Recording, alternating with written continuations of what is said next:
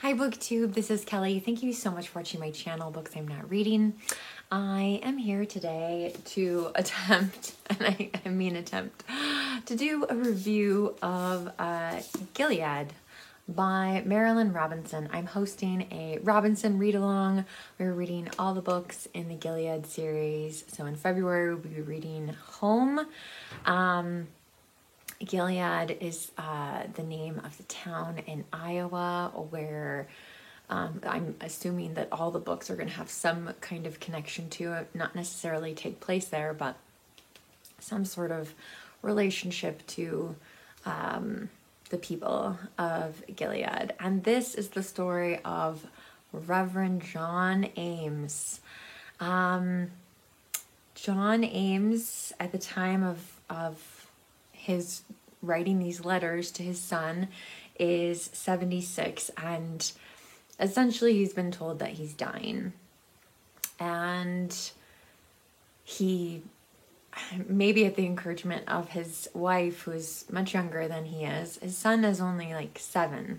So he was married earlier in his life, and both his wife and their child died.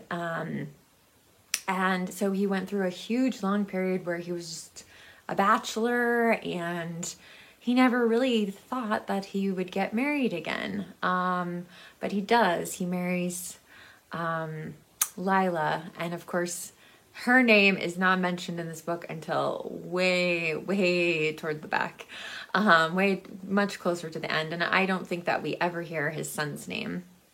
But anyway, so it's been a wonderful, joyous surprise to him to be married and have a child so late in his life, but at the same time, like, he's not going to get to see his son grow up. And so he wants to write to his son. This is the second time I have read this book. I just remembered loving it the first time, but I really didn't remember very much, and so I'm so glad that I read it again. It's an incredible book. I mean, it's definitely a 5-star read for me. If I could have given it 6 stars, I might have. You can see my sticky notes here. I mean, honestly, I could have put a sticky note on every single page. On every single page of this book is a beautiful, beautiful sentence, or something very profound and moving, or both. So there is a lot in there. It's a small book. It's, I think, 245 pages, something like that. But there is a lot in there for a book that's less than 300 pages. It's a lot in here. John Ames's writing, well, for one thing, John Ames has this incredible voice. He's such a strong character. Marilynne Robinson really knew John Ames so well in order to create this voice, because it's, yeah, I have not wanted to start the second book because I still want John Ames's kind of voice in my head. I'm just looking down at my notes here, I'm sorry. So, you know, he says, like, he wants to write these letters to his son about some things that, you know, he can't really talk about, or his son wouldn't maybe remember or whatever, when he's older. And but it's not terribly practical advice. So I would say one of the things that he writes about is, as far as that's practical, is that he has not set aside money for his wife and his son to take care of them.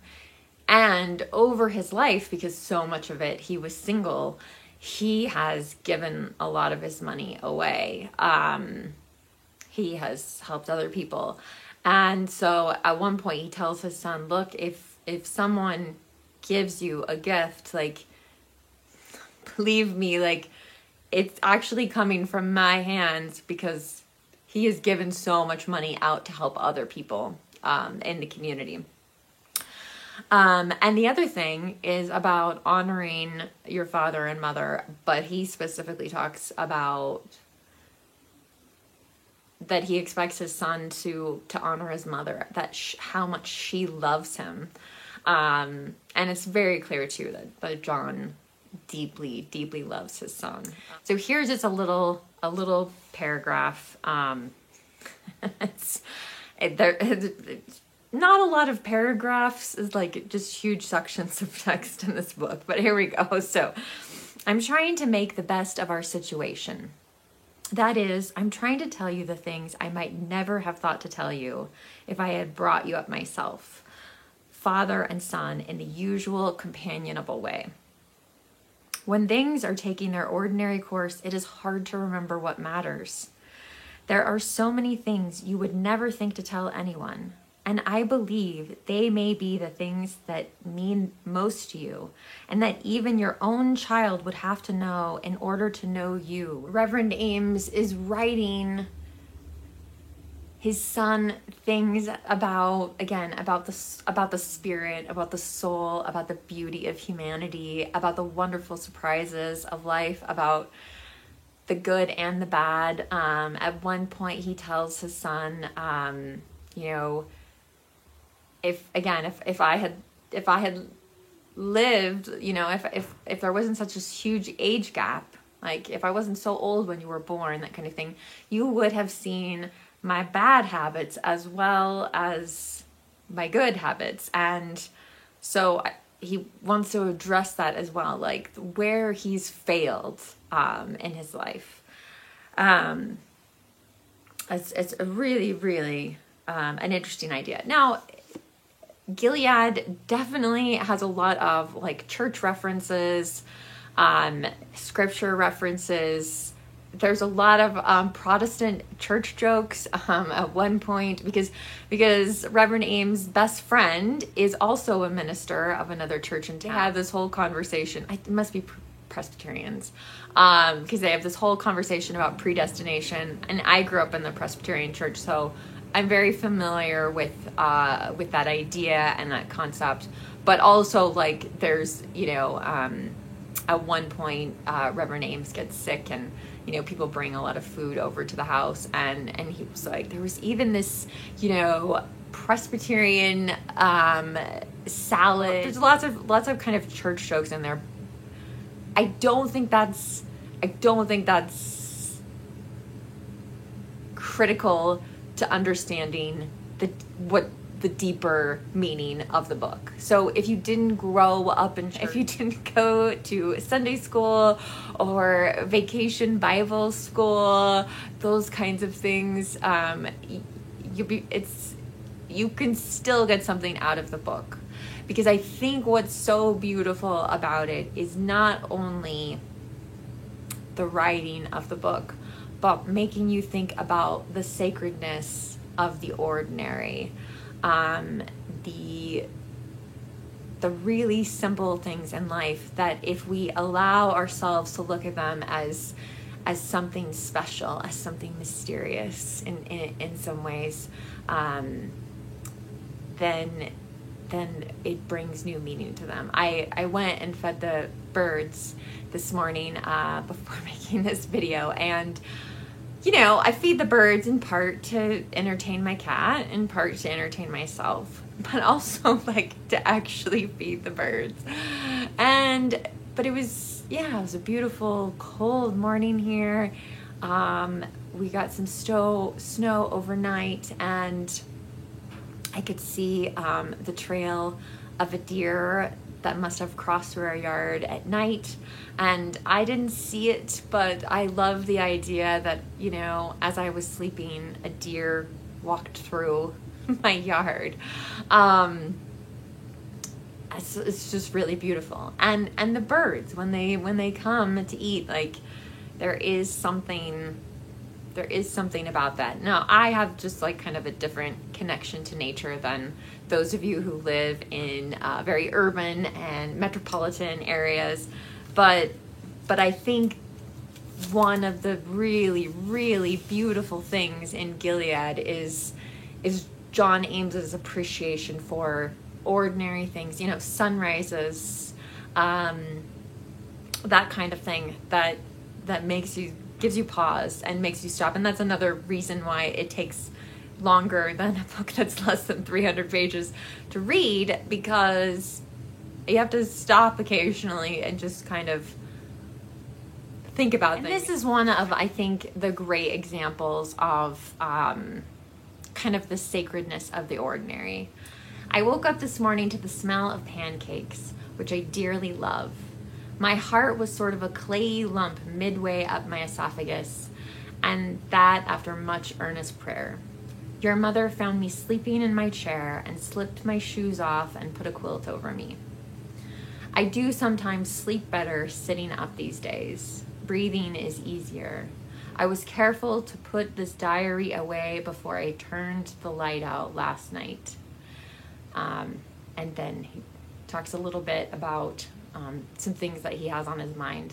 He says, it is my birthday, so there were marigolds on the table and my stack of pancakes had candles in it. There were nice little sausages besides. And you, son, recited the Beatitudes with hardly a hitch 2 times over, absolutely shining with the magnitude of the accomplishment, as well you might. Your mother gave a sausage to Soapy, your cat. And at the end he says, I hate to think what I would give for 1,000 mornings like this. For 2 or 3, you were wearing your red shirt and your mother was wearing her blue dress. And I just love that. So one of the other things in this book, I feel like there's kind of this circular motion of characters that Reverend Ames is talking about that are gone, and he keeps circling back around to them. Reverend Ames's grandfather lived in Maine and had a vision of Christ in chains and came to Iowa, and I think the part of that Gilead is in maybe was once part of Kansas. I'm not exactly sure, but came down to that part of Kansas specifically to fight with abolitionists, and he joins the Union Army and is a chaplain in the army, but he comes back with one eye, and there he feels like anytime anyone has a need, like he can just take things from other people in the church and give them to the people who need them. And John Ames's mother said, like, you could tell every member of the Congregationalist church had who they were because they had a padlock on like certain, outdoor structures and things like that. So that John Ames's grandfather wouldn't go in and steal them. His father is very different from his grandfather. His father is a pacifist. He feels like John Ames's grandfather preached men to go to war, and now the congregation is widows and orphans, and it's very difficult. It's a very, very difficult time. Eventually, we meet John Ames's brother, again, looking back. His name is Edward, and he has gone off to, I think, Germany to study, something like that. But anyway, he comes back with all these atheist ideas and tries to persuade John at one point to leave Gilead, and does persuade their parents to move, to leave. And it seems like by the end of his father's life, like he no longer has the faith that he once had. And John Ames certainly is never, one of the things I love about him as a character, like he's never afraid to read something that might create doubt might make him question something. He's not afraid of that. And I find that I really respect that he's willing to read things that are going to challenge what he believes, and he's going to wrestle with them. But John Ames never leaves Gilead, and he never, in spite of seeking out things that are going to challenge and question him, like, he does still find beauty in things and mystery, which I love so much. And then there's this character Jack, who is in the present, I guess, if you could say. He comes home. He's named after John Ames, and John has a lot of problems with Jack. And at one point, Jack comes to church and sits next to John Ames's wife and his son, and he is just, struck with a lot of jealousy and fear that his wife is, gonna end up with Jack after he dies. And that's, the ending of the book certainly doesn't imply that that's going to be the case, but I have no idea what is going to happen to Jack eventually. But he does finally kind of unburden a secret to Reverend Ames, and that clears up a lot. But anyway, he keeps coming around, playing with the son. They run into each other a lot, but John Ames actually baptized him, and that was another scene that I found incredibly moving. I was actually having a hard time concentrating on the book at the time, so down here in the library, I was reading the book out loud, and I don't know whether it was the fact that I was reading it out loud or not, but I just broke down in tears at the beauty of it, and I think I have part of it marked here. It's not until they're actually in front of the congregation that John Ames finds out that Jack Boughton and his wife have decided to name their son after John Ames. And he said, "It was simply not at all like Boughton to put me in a position like that. It was so un-Presbyterian in the first place.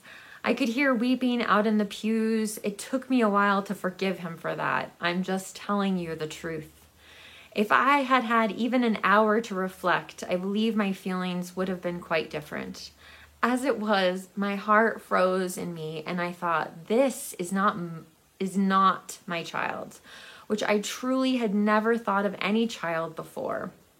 I don't know exactly what covetous is, coveting things is, but in my experience, it is not so much desiring someone else's virtue or happiness as rejecting it and taking offense at the beauty of it.